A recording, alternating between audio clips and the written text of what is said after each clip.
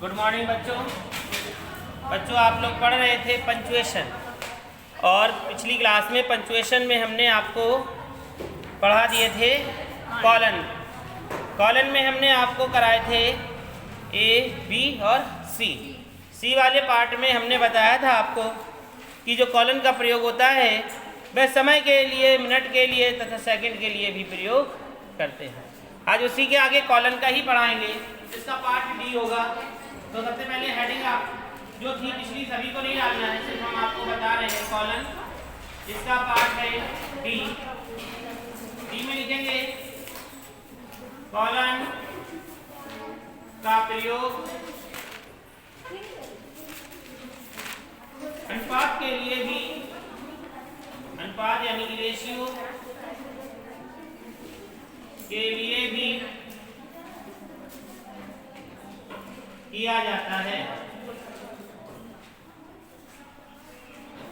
Colon अनुपात का प्रयोग रेशियो के लिए भी किया जाता है। ठीक है, देखेंगे आपने देखा भी होगा, जो मैथ वाले स्टूडेंट्स हैं उन्होंने देखा होगा कि जब हम अनुपात वाले न्यूमेरिकल करते हैं तो उनमें हमें 2:3, 4:6 इस तरीके से आता है। तो देखिए इसमें कॉलन का प्रयोग होता है, लेकिन हम इसे क्या कहते हैं?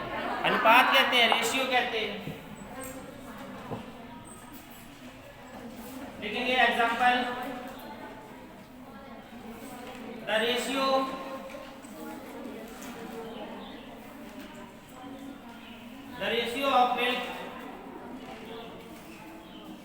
of milk and water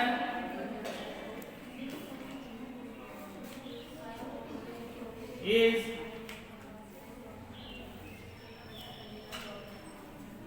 10:3।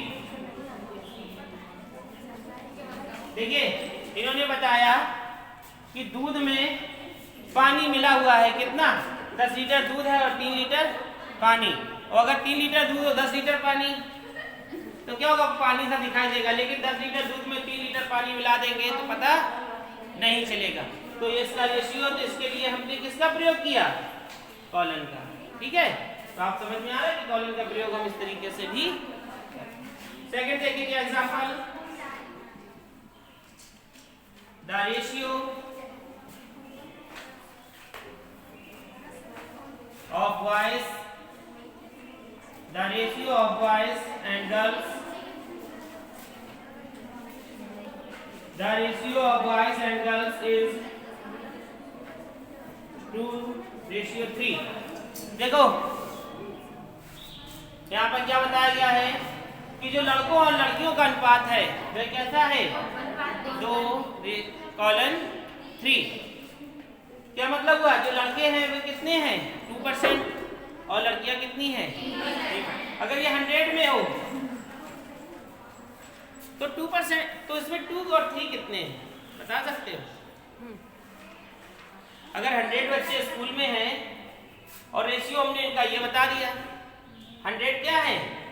Mix है, गर्ल्स एंड बॉयज, और रेशियो हमने बताया 2 और 3 का रेशियो है, तो क्या होंगे बताओ? हाँ, बता देना हमको। ठीक है, नोट हो गया? करिए।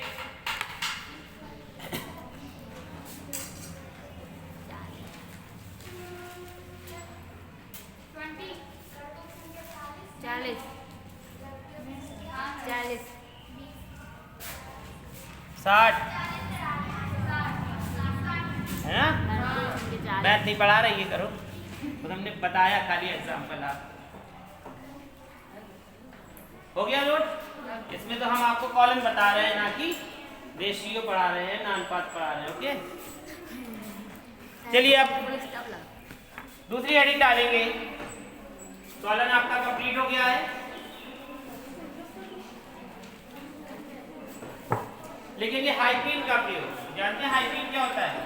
हाइफेन जानते हैं? हाइफेन क्या होता है? डैश होता है, डैश अलग होता है, हाइफेन अलग होता है। जो छोटा होता है वह हम किसके लिए लगाते हैं? पता नहीं। ये होता है हाइपेन, यानी कि छोटा होता है। जैसे लिखा 1 2, बीच में प्रयोग हो जाता है ना। ईच अदर ऐसे प्रयोग हो जाता है। तो कई ऐसी चीजें आती हैं जिनके बीच में हम इस तरीके का सिंबल का यूज करते हैं। वह क्या कहलाता है? सिंबल। अब वो आपको कोई लैंग्वेज बोल रहा है, आप लैंग्वेज लिख रहे हो और उसने हाइपिन बोल दिया, तो आप हाइपिन लिख लोगे, हमें मालूम है। लिखेंगे हाई, इसमें लिखिए हाइपेन का प्रयोग, हाइपेन का प्रयोग कंपाउंड्स वर्ड्स के बीच, हाइपेन का प्रयोग कंपाउंड्स वर्ड्स के बीच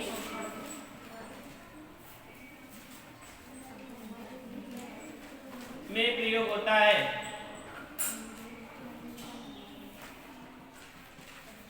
देखिए कंपाउंड वर्ड्स होंगे तो दो होंगे एक साथ, है ना। जो दो एक साथ वर्ड आएंगे उनके बीच में क्या लिखा होगा? जैसे लिखा होगा 1 2, तो ये शब्द कैसे हो गए? कंपाउंड हो, बीच में क्या लग गया? हाइफन, तो उनके बीच में प्रयोग होता है। जैसे किसी ने कह दिया कि क्लास में 2-4 बच्चे बैठे है ना, तो आप कैसे लिखोगे? 2 and 3 ऐसे भी कर सकते हैं ना। 2-3 स्टूडेंट्स इन क्लास। देखेंगे इसका एग्जांपल देखेंगे।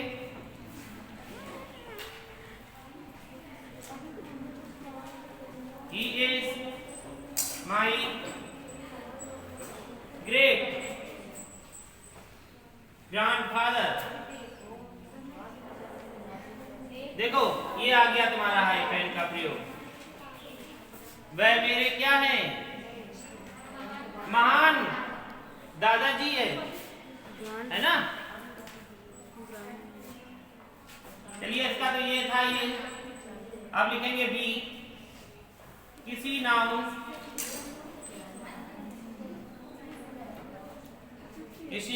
से पहले प्रयुक्त, किसी नाउन से पहले प्रयुक्त होने वाले, किसी नाउन से पहले प्रयुक्त होने वाले दो शब्दों के बीच, दो शब्दों के बीच जो एक, दो शब्दों के बीच जो एक एडजेक्टिव, दो शब्दों के बीच दो एडजेक्टिव को दर्शाते हैं।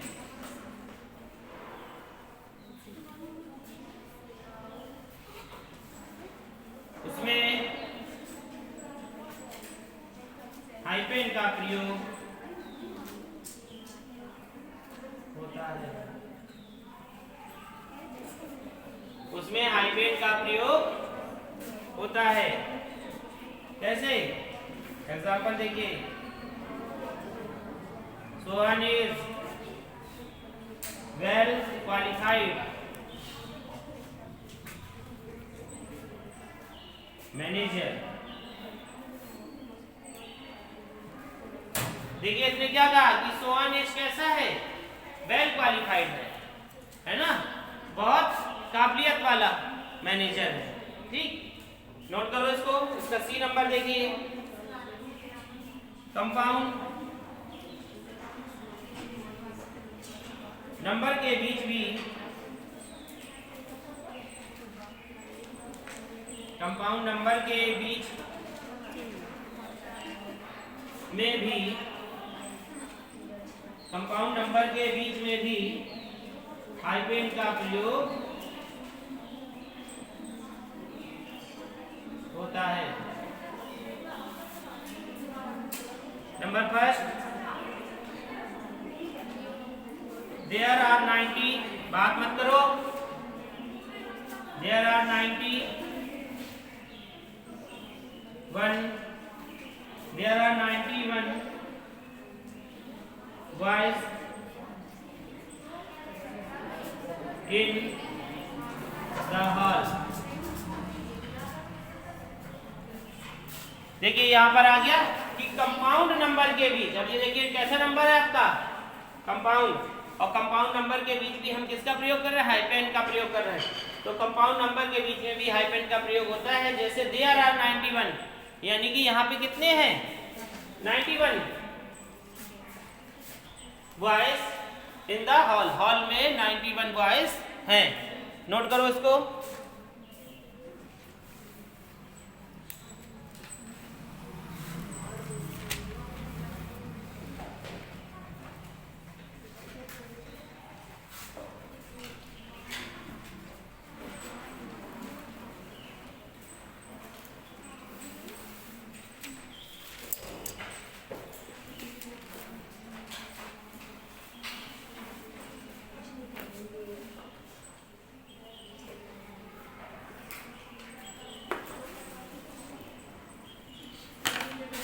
हो गया, करिए जल्दी फिर जिसका नहीं हुआ है।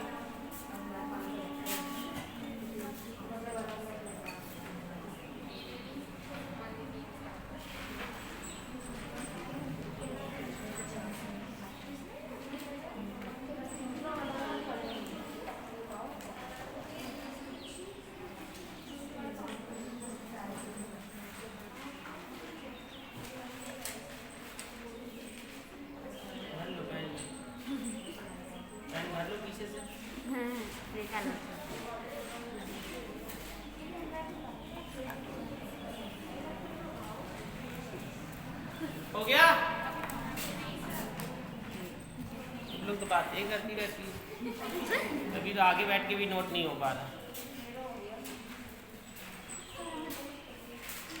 जरा लिख रहे बातें सुनाई नहीं।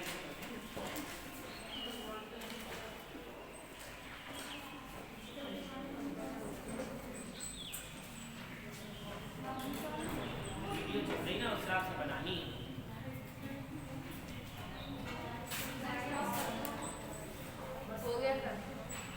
हो गया, तो देखिए ये आपका हाइपिंग भी कंप्लीट हो गया।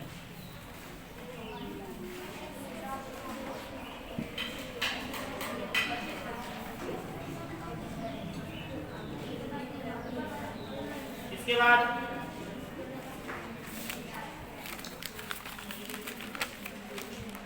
लिखेंगे एक्सक्लेमेशन मार्क, सभी जानते हैं, जानते हैं, देखिए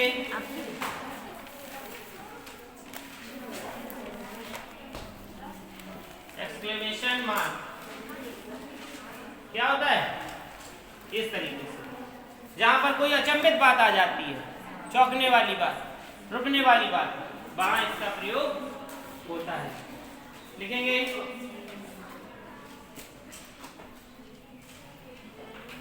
एक्सक्लेमेशन सेंटेंसेस के अंत में,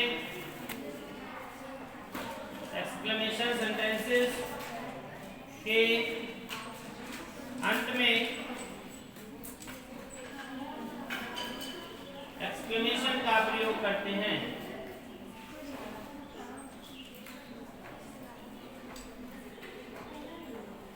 एक्सक्लेमेशन जो सेंटेंसेस होगा उसके अंत में हम क्या करेंगे, एक्सक्लेमेशन सिंबल का प्रयोग करेंगे। जैसे नंबर फर्स्ट है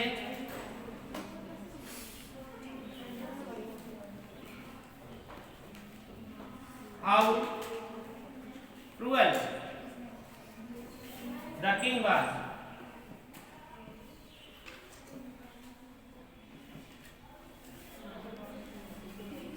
देखिए पीछे आया छू, पीछे वैसे फुल स्टॉप आता है, क्वेश्चन मार्क आता है, लेकिन यहां पर क्या बताया गया कि how cruel the king was, कैसा निर्दयी राजा है। तो कैसी बात आई, अचंभित वाली बात आई, इसलिए हम यहाँ पे इसका प्रयोग। जैसे कहीं आपने देखा होगा कि कहा है ओ, इस तरीके से भी लिखा रहता है, ओ किंग लिखा रहता है, हे राजा, है ना, हे राजन, इस तरीके से भी आता है इसका प्रयोग। अभी सब बताएंगे हम आपको।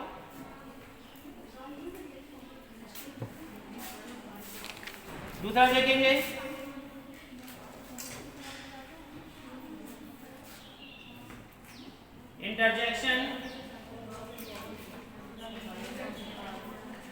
इंटरजेक्शन के बाद भी एक्सक्लेमेशन चिन्ह का प्रयोग होता है।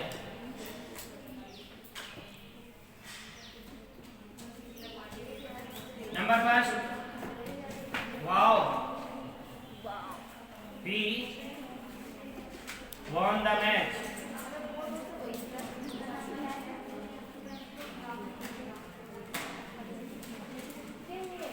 देखिए यहाँ पे आगे लिखे wow we won the match, ऐसे ये भी हो सकता है। Hurray, I have won the match। Note करिए इसे, वाओ आया या हुर्रे आया, एलास भी आता है, आता है।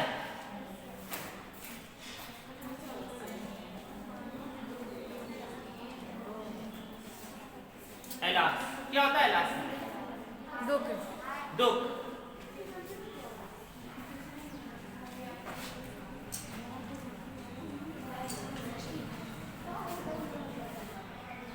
क्या हुआ यहाँ पे? एलास से दुख से बताया, क्या बताया कि आई एम र्यून्ड, मैं तबाह हो गया, बर्बाद हो गया, है ना। नोट कर लीजिए ये।